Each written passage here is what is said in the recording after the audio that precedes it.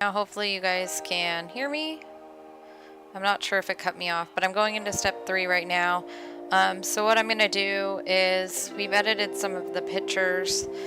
I'm going to go in here too. I'm going to bring that back. It kind of disappeared. So if stuff disappears, look for those little arrows. That's going to help you out.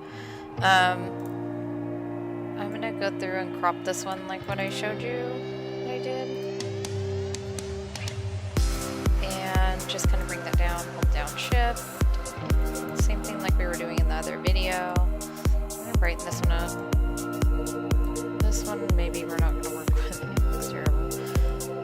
Alright, sometimes you just have deads. So I'm just kind of playing around with this. So I have a few that are edited now, and like I showed you before, for the still life it's going to be kind of the same. This one I know the white balance, that we shot this in the day, and so I can use that daylight setting. I don't have anything in this photo to really drop off to get the white unless I go off of her shirt in the background, which I can do, and we can see how that looks. It might look really yellow though. So I like that daylight setting.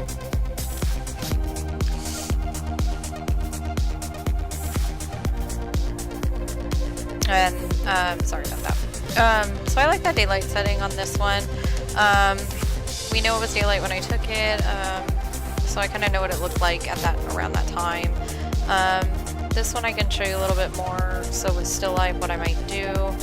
This is looking like kind of oversaturated though. So I'm going to take it down a little bit. It's just kind of a little too crazy for my taste. But the blacks, I don't really bring it up too much with flowers and stuff because it's going to show the wilting. We don't really want that. Let me brighten it up a little bit. Something that I usually do is I will sharpen quite a bit if I do stuff like this because I really want to bring out that detail. Let me bring up the masking, a little bit of noise reduction, just clear that out. I think that looks good. You can even mess with this a little bit if you want to kind of maybe just a little bit blur out some of that distracting stuff in the background there. So those are done. I say there's really not too much. You don't want to go too crazy with things, but you could kind of change the red a little bit. If you wanted it more red, you could go into the hue and kind of change that just a little bit. One thing that bugs me is when the greens are really yellow.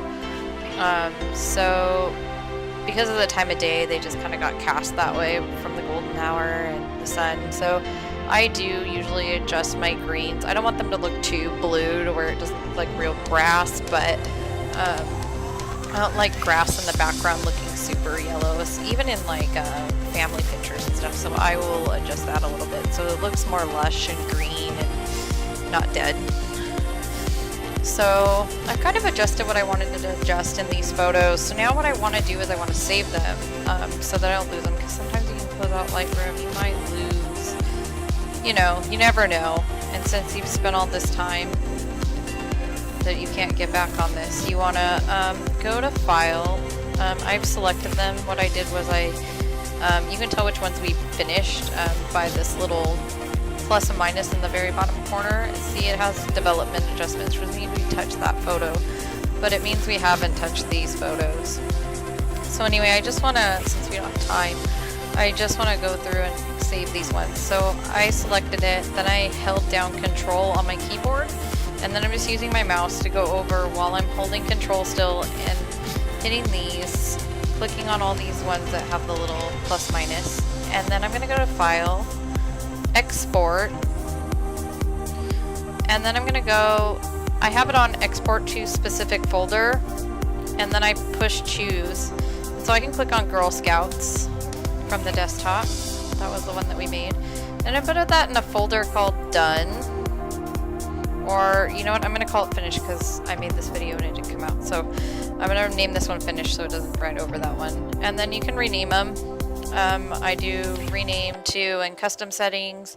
And then the custom text, I put Girl Scouts Done or something, whatever you want to name it. Sometimes I use the date like July 2018 or August 2018 and then a start number, and I usually start that from 1. I always save in the format of JPEG with ProPhoto RGB. Some people save these differently. I'm just showing you the settings I use. So if you want to look more into that, you can. I leave this rest of this stuff, I don't resize. I leave my resolution at 1080 pixels per cm. That's if you were gonna resize this. So I just leave that alone. It's not checked right now. That's just if I'm putting proofing on my website, or if I want to add my logo in the bottom corner, I could click my watermark there, but we're not worried about that right now. So I just want to show you how to save these. So we've got that all in there, and then we're going to push export. And up in the top left corner, it's just showing us that it's saving it. So I'm going to show you what happens when we go into that file. So they're starting to save over. So I can click so I can show you. So I'm going to go to desktop. That's where I save the Girl Scouts folder. And I'm going to go to that finished folder. So you can see they're starting to load in there. And in a while, and they're going to start popping up until they're all done. And there you're going to have your files. You can open up in Photoshop, do more editing, you could print them. So these are the ones that are finished, and then we still have our backups that are untouched. Okay. So I hope this video helps you. If you guys want, I'm going to leave the videos up for a little while, so if you need to go back and pause or re-look at something, because I know I really rushed through. It wants to open Photoshop, so I'm going to end this video because it's going to go crazy. But if you have any questions, leave me a comment, or you can shoot me an email, heather@inlandempirephotos.com. I'll leave a comment or something in the description so that you can email me if you would like.